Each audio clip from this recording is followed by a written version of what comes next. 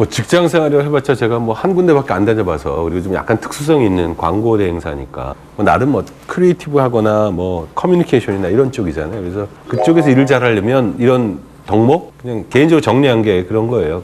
A, B, C, D 이렇게 순서로 가는데, A는 뭐 물론 애티튜드 A부터 Z까지 1번부터 쭉 해서 숫자를 매겨보시라고요. 그 단어를 놓고 그 숫자를 집어넣어서 점수를 뽑아보면 러브라는 단어도 점수가 높아요. 근데 애티튜드만 100점이 나온다 이렇게 돼 있어요. 그만큼 중요하다는 건데 진짜 자세인 것 같아요. 자세. 정말 자세하고 태도예요. 우선은 B는 비헤이비어예요. 알아쳐먹었으면 일단 하는 거예요. 생각만 하지 말고. 사실 저기 보고서 쓰는데 3일 주나 일주일 주나 쓰는 시간은 똑같아. 서로 인정하자고. 생각한다고 한 척하지 말고. C는 뭐 광고회사로 그러면 컨셉츄얼라이제이션의 능력이에요. 막 수없이 많은 현상이나 이런 거를 개념화시켜서 정리하고 하는 게 보고서나 기획서의 꽃이라고 저는 봐요. D는 이미 두 분이 말씀하신 디테일. 오탈자도 거기에 섞이고요. 그다음에 E는 저는 그냥 에너지라고 생각해요. 세상에 혼자 일하는 거 아니거든요. 이때 에너지는 에너지가 넘치는 사람이 되기도 하고 에너지가 되는 사람이도 되는, 함께 코워크하는 그런 자세고요. 이렇게 A, B, C, D, E를 다 지키고 일을 스스로 잘했는데 또 불구하고 받는 대접이 그지 같거나 그럴 경우에는 F는 fuck you예요. 그리고 나가버리는 거예요. 그래서 A, B, C, D, E, F예요. 근데 순서를 F부터 하면 안 돼요. A, B, C, D, E 해보고 그래도 안 되면 F지. 그래서 피드백 이런 거 나올 줄 알았는데 저는 이 얘기를 들으니까 직장 생활은 전략이다 이런 생각이 나는 게, 예전에 그 옷차림도 전략이라는 광고 코머셜이 있었잖아요. 그때 이거 되게 많이 써먹을 수 있겠다라고 생각했는데, 저희가 직장 생활 어느 정도 하다 보면 매너리즘에 빠지기 시작하고 내가 가지고 있었던 어떤 직장의 개념들, 그다음에 가치 기준들 이런 걸 많이 잊어버리는 것 같아요. 그래서 지금 말씀해 주시니까 이 시점에서는 한 번 정도 내가 하고 있는 직장 생활에서의 전략은 과연 무엇일까? 여기는 관계적인 전략도 있을 테고요. 뭐 보고 전략이 될 수도 있겠고요. 근데 많이들 이제 직장 생활에서 가장 중요시하게 생각하는 건 무엇이냐라고 제가 여쭤보면 관계라는 얘기를 하더라고요. 근데 관계를 어느 정도 중요하게 생각하세요? 라고 말씀을 드리면 대부분의 경우는 70-80%라고 얘기를 하는 거죠. 그만큼 관계가 직장 생활에서의 큰 영역이니까 특별히 더 관계를 만들어가는 데 전략을 써야겠다. 그러니까 관계의 전략을 쓴다라고 얘기하니, 저는 직장 생활을 규정할 때 직장 생활은 연애라고 생각을 하거든요. 직장 생활은 연애? 네. 왜냐면 처음에 직장에 들어가게 되면 거의 모든 걸 바쳐야 되는 거죠. 직장 생활을 처음에 들어갔을 때 이것도 해보고 저것도 해보겠다고 하면 직장 생활을 망쳐요. 그리고 에너지 레벨, 아까 에너지 총량을 얘기한 것처럼 일반적으로 사람들의 에너지의 총량이 정해져 있기 때문에 뭔가 새로운 일에 투입됐을 때는 더 많은 에너지가 그쪽으로 소비가 되기 때문에 기존에 했던 체계는 잠깐 버려야 되는 거죠. 그리고 지금 내가 뭔가를 했을 때에 쓰는 에너지와 쓰지 않는 에너지를 분석하고 분리해야 되는 거죠. 근데 그때 가장 중요한 게 인간관계더라고요. 그래서 제가 경력사원으로 오시는 분들한테 가장 많이 드리는 말씀이 뭐냐면, 처음부터 너무 잘하려고 하지 마세요. 왜냐면 당신은 굴러온 돌이잖아요. 박힌 돌이 굴러온 돌이 잘하면 되게 싫어해요. 그래서 어느 정도 융합하고 내가 포인트를 줄 때만 포인트를 주지 나머지는 인정해주고 이해해주는 작업들 많이 해야 되고, 박힌 돌에 가깝게 될 때까지는, 그렇죠. 이제 융화될 때까지는. 그래서 어느 정도 그 사람들이 나를 인정해주고 얘는 이너라운드에 우리야. 우리라는 위의식을 갖기 전까지 내가 너무 튀면 우리 거 싫어하잖아요. 근데 이게 어쩔 수 없어요. 이게 인간관계라는 게 그런 거죠. 내가 조금 더 뛰어나야 되는데 물론 굴러온 돌은 이런 생각을 해요. 굴러온 돌이라고 표현해서 죄송합니다.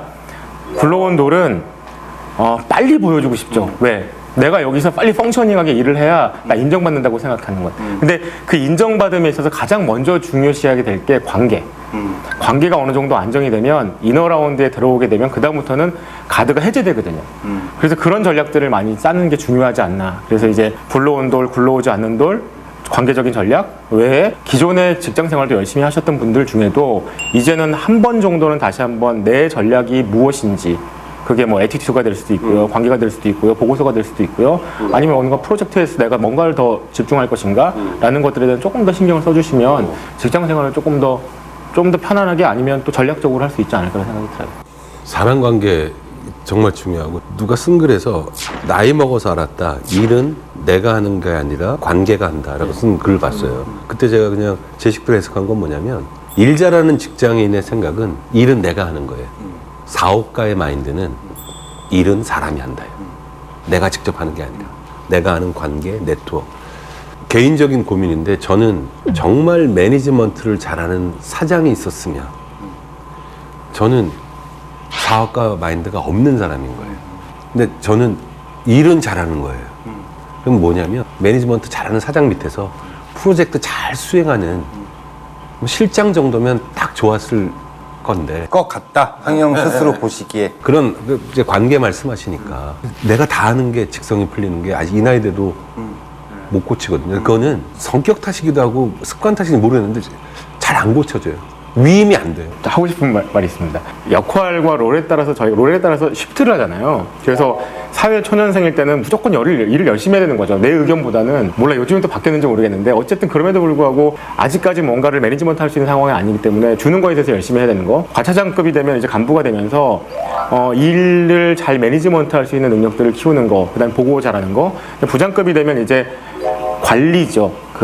같이 일하는 후배 동료들을 잘 관리하고 그다음에 보고를 잘해서 이 친구들 잘 가드해 주는 거 그런 것처럼 그때에 따라 롤이 계속 바뀌고 역할이 바뀌면 그 역량에 따라서 새로운 역량들을 개발해야 되는 거가 되는 것 같아요. 그래서 되게 갈등하고 고민하신 분들 아니면 전연차가 고년차를 가지고 뭐라고 했을 때 저 사람은 일도 하나도 안 하는 것 같아. 근데 일을 안 하는 게 아니라 관리하는 거죠. 관리하고 그들을 커버하기 위한 작업들을 하고 있는데 그래서 제가 생각할 때 사업가가 되려면 사업가에 맞는 또 하나의 롤을 계속 만들어놔야 되고 역량을 개발해야 되는 마인드세트가 달라져야 돼요, 사실. 네.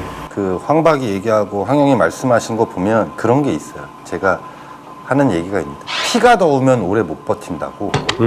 피가 더우면 못 버틴다는 게 뭐냐면 애정이 처음엔 굉장히 과하기 때문에 열심히 해요. 그런데 회사의 조직과 시스템은 나의 이 열정을 안 알아준다고 생각하는 순간에 제풀에 나가 떨어질 경우가 많아요. 그래서 피가 더운 친구는 오래 못 버틴다. 애정 총량이 있잖아요. 그걸 처음에 다 써버리는 거죠. 그러니까 좀 제풀에 떨어져 나가는 경우도 있고 저만 해도 좀 그런 것 같아요. 제 입사 동기들 지금 제 여기 입사 동기들 아직도 다니는 친구들 있거든요. 훌륭한 분들입니다. 아주 오래 다니고 있는데 일 좀 줘라 이 새끼들아. 그 얘기가 결론이야? 아니. 제가 처음에 직장 생활은 연애다라고 했던 게 사실은 이 얘기를 하려고 했는데 제가 깜빡한 것 같은데 왜냐하면 연애가 처음에 시작했을 땐 뜨거워야 되잖아요. 정말 뜨겁게 일을 해야 되는 거죠. 근데 그 뜨거움이 오래 가면 망가져요. 그래서 이제 에너지를 잘 관리하게 되는 거죠. 처음에 여자 사귀면 맨날 보고 싶고 맨날 만나고 싶고 맨날 손잡고 싶고 조금 더 있고 싶고 이런데 이게 그렇게 길어지면 삶이 망가질 수밖에 없잖아요. 그래서 이제 물론 처음에는 그렇게 못 사는 거지. 그렇죠. 에너지가 망가진다기보다는 계속 그렇게 못 하면 사는 안 거지. 네. 하면 안 되는 게 아니고 큰일 났을 때. 하면 안 돼.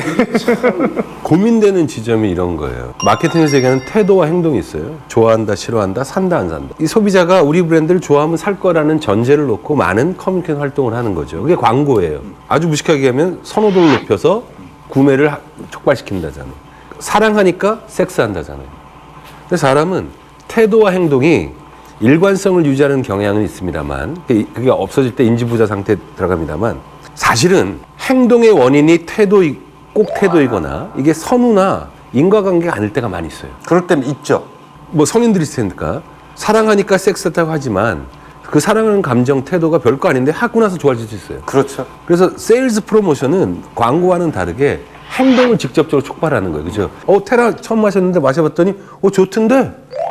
테라도 좋은데? 라고 태도를 바뀌게 하는 거거든요. 그렇게 행동을 직접적으로 유발하는 그런 마케팅 그 원칙 중에 비욘드 익스펙테이션이라고 있어요. 소비자가 일반적으로 이 업계는 요 정도 할 거라고 할 때 갑자기 팍 치고 나오는 거죠. 뛰어넘는 걸 제안하는 거예요. 그러니까 예를 들면 또 오래된 사례라고 흥 소장 있으면 난리 쳤을 텐데 90년대 말에 2000년 초반에 잘 나가던 아이리버가 잘 나가게 된 MP3 이유는 그때 펌웨어 공짜 업그레이드였어요. 그렇죠. 당시 MP3 플레이어는 펌웨어를 업그레이드하면 껍데기 바꿔서 신제품 나왔던 시절이에요. 근데 지금 마치 애플이 하듯이 아이리버를 사면 펌웨어가 업그레이드될 때 공짜로 온라인 업그레이드 되는 거예요. 중딩고딩한테는 복음과 같은 일이었어요. 기대를 완전히 뛰어넘는 걸 제시했잖아요. 편의점도 그래요. 24시간 영업이라는 그게 이제 사람들의 행동을 유발해서 태도까지 바뀌면 아주 좋은 마케팅 전략인데 연애가 그래요. 비욘드 익스펙테이션 전략을 채택하는 방법은 두 가지인데 하나는 순수한 말 그대로 일반적인 기대 수준을 뛰어넘는 제안을 제안을 통해서 땡겨오는 게 있고, 두 번째는 애시당초 기대 수준을 낮춰놓는 거예요. 그게 친데레지. 그래놓고 조금만 잘하면 확 받아들이게 되거든요. 연애를 하고 좋아하면 우리가 가지고 있는 정태적 인식의 함정이 뭐냐면, 오늘 내가 얘를 이만큼 사랑하는데 내일이라고 달라져요. 처음에 보여줬던 그 스탠다드만큼의 열정이나 에너지를 못 보여주거든요. 그러면 뒤늦게 불이 붙은, 일반적으로는 성적으로 따지면 여성분들이 그래요. 오빠 변했어. 이렇게 나오는 거거든요. 그래서 아예 수준을 낮춰놓고 이게 도움이 안 되려나? 아니, 그거보다 형수님이 보면 좀 오늘도 위험한 것 같아. 그 얘기는 뭐. 지난번에는 계속 1인 가구를 꿈꾼다고 내가 핍박을 주긴 했지만 이것도 좀 저는 상당히 공감했습니다. 네. 가족 생활을 위한 전략을 위해서. 이거 조금 위험한 것 같아. 한잔 하시죠.